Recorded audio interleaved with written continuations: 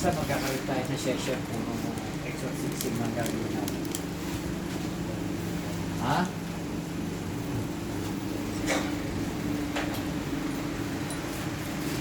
Taga saan ka?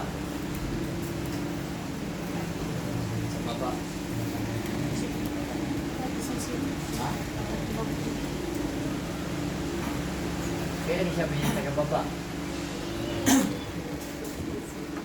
Baba ng bahay o baba ng baryo? Baba ng bahay. Lalaki ka babae? Lalaki? Jennifer, trabaho niyo to. Sis, trabaho niyo to. Ay, ano? Sige po, sige. Ah. Nasa baba ng bahay.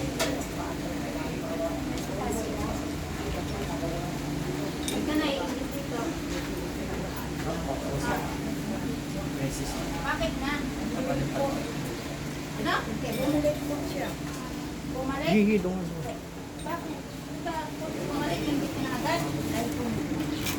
Galit daw naman. Ano ilagay mo sa kanya? Tanggalin mo. Tanggalin mo. Ito po ang mga tinuruan ko maggamot, si Jennifer, si Princesita. Mula ulo hanggang paa. Nagagamot na rin sila ngayon. Sige, bilisan mo. Kaya Hindi lahat pa, po ng ano, Bilisan mo. Tapon mo. dali mo doon ko mo. Kainin mo. Sa dibdib. Kunin mo. Kainin mo. Kainin mo. Kainin mo yan. Sige. Kainin mo. Huwag mo ipagpalay. Kainin mo nga. Yan, ganyan. Kainin mo. Sige, sige. Nakatakas na. Nakatakas. Yes. Nag-release na po. Nag-release na yun. Bitawan niya. Nag-release na. Kapag ganun siyang bumagsak na, umalis na yung ano. Yes. Hindi, gigisingin mo.